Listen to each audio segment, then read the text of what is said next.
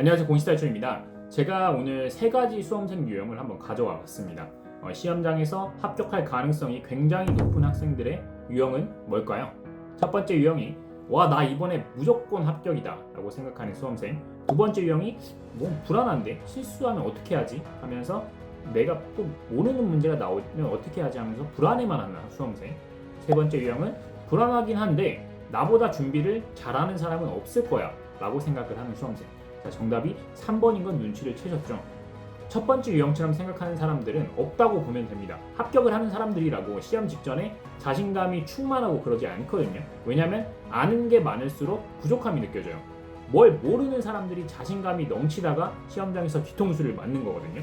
그리고 두 번째 유형, 이 유형이 대다수죠. 막판에 불안해서 공부를 못하는 유형이기도 하면서 보통 시험 직전에 거의 반 포기를 하는 상태. 세 번째 유형이 불안한데 왠지 모르게 자신감이 있는 학생입니다. 제가 매년 느끼지만 이런 사람들은 정말로 높은 확률로 합격을 합니다. 이 사람들은 나보다 기출문제를 분석을 잘한 사람은 없을 것 같다라는 막연한 자신감이 있어요. 적어도 기출만큼은 내가 제일 잘한다. 기출에서 어떻게 문제를 변형해서 출제해도 나는 맞출 수 있다. 그리고 내가 틀리는 문제는 남들도 다 틀린다. 그러니까 처음 보는 문제가 나오면 당황하지 않고 마음 편히 풀 거야.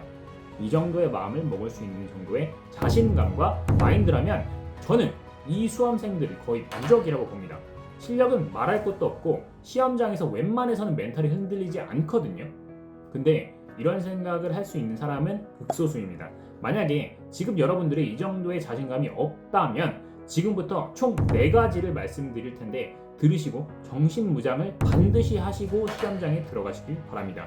이걸 적용하는 사람과 안 하는 사람의 차이는 천지 차이일 거예요. 잘만 적용하면 시험 직전에 평균 점수 5점은 올릴 수 있다고 생각을 합니다. 첫 번째, 양을 늘리지 마세요. 당연한 이야기처럼 들리고 제가 맨날 강조하지만 머리로는 이해하는데 실천을 못하는 사람이 80% 이상입니다. 이렇게 양을 늘리지 말라고 하면 마무리로 얇은 요약서, 마무리 특강으로 양을 줄여야 한다고 생각하는 경우가 있거든요. 근데 그렇게 하는 순간 당하는 겁니다. 양은 줄여도 안 되고 늘려서도 안 됩니다. 여러분이 1년간 공부했던 것은 다 가져가야 되는 거예요. 그러면 여러분 뭘 공부했나요? 1년 동안? 80% 이상은 아마 기출문제에 투자를 하셨을 거예요. 여러분들이 만약 공시탈출의 WOX 작업을 제대로 했다면 아마 기출문제에 남아있는 W만 보시기도 지금 벅차실 거예요. 그쵸? 저는 알고 있어요. 그게 정상입니다. 이 말은 여러분들은 지금은 기출 그리고 개정사항과 최신 판례 외에 다른 걸 볼 시간이 없다는 거거든요. 그러니까 이거 해야 되는데 저거 해야 되는데 불안해하지 말고 지금 할 수 있는 것에 집중을 해야 됩니다. 기출 표시가 되어 있는 W 표시만 직전에 다 보고 들어가도 합격을 한다는 생각을 하면서 목표를 명확하게 하고 자신감을 높여야 되는 거예요. W 표시는 장기 기억으로의 전환이 잘 안 된다는 것이고 시험 직전에는 기억이 날 가능성보다 안 날 가능성들이 높은 것을 보고 들어가야 되는데 장수생의 특징 알잖아요. 막판에 자기가 아는 것만 보고 들어가거나 반대로 기출에 안 나오는 것에 집중하다가 매번 한두 문제 차이로 떨어지는 거. W 표시만 보시면 단기간에 전 범위를 다 볼 수 있기 때문에 그동안 헷갈렸던 것들이 다 연결이 돼요. 이때 성적이 수직 상승합니다. 여러분들이 시험 하루 전날까지 포기하지 말아야 할 이유가 여기에 있는 거예요. 예를 들면 1페이지에 있는 내용과 500페이지에 있는 내용이 항상 헷갈렸어. 뭔가 비슷하기도 하고 모순되기도 하는데 수험 초반에는 1페이지를 회독하고 나서 500페이지 갈 때 시간 차이가 꽤 나잖아요. 보통 이 정도 분량이면 하루에 3시간에서 4시간을 공부한다고 했을 때 15일 정도 걸리거든요. 그러니까 볼 때마다 이거 어디서 본 거 같은데? 하지만 못 찾죠. 15일 전에 본 거니까. 근데 막판에 1페이지부터 500페이지를 하루 이틀 만에 회독할 수 있는 능력을 갖춘다면 두 지문이 비교 정리가 된단 말이에요. 그러면서 성적이 급격하게 올라오고 공부에 자신감이 붙습니다. 수험생들이 보통 이걸 못해요.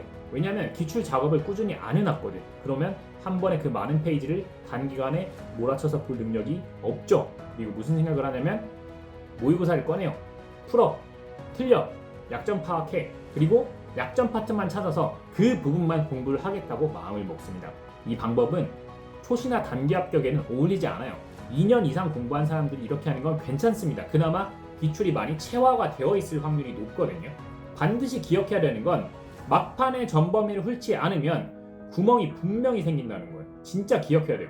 약점만 찾아서 보고 들어가는 건 도박과도 같다. 여러분의 시험 결과를 운에 맡기는 것과 같다. 두 번째 법칙은 5 seconds 룰입니다. 답이 명확한 암기형 지문을 다 읽고도 5초 안에 OX 판단이 안 돼? 그러면 아는 겁니까? 모르는 겁니까? 모르는 겁니다. 과감하게 다음 지문으로 넘어가야 돼요. 여러분, 대한민국의 수도가 어디입니까? 서울 1초 만에 나오죠. 야, 그러면 캐나다의 수도가 어디입니까? 자, 5, 4, 3, 2, 1. 대답 못해요? 못했으면 모르는 거예요. 이걸 10초 이상 더 생각한다고 답이 나옵니까? 안 나옵니다. 과감하게 넘기세요. 시험장에서 여러분들이 풀 수 있는 것들을 못 풀고 나왔을 때보다 억울한 건 없습니다. 이것도 당연한 얘기처럼 들리겠지만 곱씹고 시험장에서의 나의 모습을 시뮬레이션 하는 사람과 그렇지 않은 사람들은 엄청난 차이가 있을 거예요. 제가 예전에 올려드렸던 시험장에서 문제를 초고속으로 풀이하는 스킬 영상을 댓글 하단에 달아놓겠습니다. 이것과 방금 말씀드린 5 seconds 룰을 적용해서 일단 문제를 최대한 빠르게 풀고 나서 다시 한 번 더 전 과목을 훑을 수 있는 시간을 확보할 수 있는 게 최선입니다. 세 번째 법칙은 국어와 영어를 풀 시간을 최대한 많이 확보를 해놓는 거예요. 여러분, 국어와 영어를 먼저 풀면 안 되는 이유 아시나요? 처음에는 긴장을 하면 글이 잘 안 읽혀요. 그런데 보기와 지문이 긴 국어부터 첫 흐름으로 가져가면 안 좋게 페이스가 유지가 될 가능성이 높아요. 그러면 뒤에도 다 무너집니다. 그리고 지금 시점에서 국어와 영어 점수를 높이는 방법, 모의고사 풀면서 시간 분배 연습한다고 해서 과연 국어 영어 점수가 오를까요? 지금 시점에서 안 오릅니다. 국어 영어 점수를 올리는 가장 현실적인 방법은 암기 과목을 먼저 풀어서 최대한 빨리 끝내놓고 국어 영어를 푸는 거예요. 또 국어 영어는 답이 암기형처럼 OX 판단에서 끝나지 않는 것들이 있잖아요. 만약에 시험의 시작을 국어 그리고 영어 순으로 넘어가면 문제가 패스가 안 됩니다. 시간이 아직 많으니까 계속 잡고 있는단 말이에요. 그러면 어떻게 됩니까? 결국 암기 과목에서 시간 확보가 안 되고, 시간 확보가 안 되면 초조해지면서 이성적인 판단이 안 되고 막판에는 3번으로 다 찍고 나오죠. 끝난 거예요. 떨어졌어요. 그럼에도 불구하고 여러분이 꼭 국어부터 풀어야겠다라는 생각을 한다면 관성의 법칙을 다시 한번 기억하시고 반드시 첫 문장은 급하게 읽지 말고 제대로 읽어서 관성에 따라 뒷문장도 자연스럽게 읽을 수 있도록 하시는 게 좋습니다. 마지막으로 보통 시험장에 가서 뭘 봐야 할까요? 라는 질문을 많이 하시는 경우가 있는데 사실 크게 의미가 없습니다. 여러분들이 OMR 카드를 작성하는 순간이 아닌 시험장에 들어가는 순간 이미 결과는 나왔어요. 시험장은 노력을 하는 곳이 아니라 여러분들이 오랜 기간 했던 노력을 OMR 카드라는 수단으로 보여주고 나오는 곳일 뿐이에요. 그러니까 애쓴다고 성적이 오르지 않아요. 오히려 마음이 편했을 때 여러분들이 보여줄 수 있는 것들을 다 보여줄 수가 있다고 생각을 합니다. 시험장에 들어가기 전까지는 치열하게 공부하시고 시험장에 들어가서는 이렇게 한번 해보세요. 이게 생각보다 효과가 굉장히 좋거든요. 나중에 면접을 보실 때도 적용을 하실 수가 있어요. 자신감을 높이는 방법인데 허리를 곧게 펴고 가슴을 펴고 고개를 드시는 거예요. 그리고 주변에 앉은 수험생들 한번 둘러보면서 마음속으로 한번 말해보세요. 여기서 내가 1등인데? 긴장감이 풀리면서 왠지 모르게 자신감이 생기시는 게 느껴지실 거예요. 그리고 정말 마지막으로 시험 하루 이틀 전에는 이제 나를 내려놓아야 됩니다. 이번에는 반드시 합격해야 한다는 그 중요성을 놓으시길 바라요. 그러는 순간 여러분이 가진 가능성을 더 많이 발휘할 수 있을 거라고 생각합니다. 재작년에 어떤 학생, 구급 시험을 치고 와서 저한테 말을 하더라고요. 가채점을 좀 해봤는데 이번 시험은 좀 안 될 것 같은데 1년 더 공부하는 김에 7급도 도전해 볼까요? 할 수 있을까요? 라고 말하는데 이후에 이 친구는 7급에 합격해서 들어갔습니다. 그리고 세종에 있는 정부 청사에서 지금 일을 하고 있거든요. 어떤 상황이 와도 버틸 수 있는 힘만 있으면 안 되는 게 없다라고 생각하시길 바랍니다.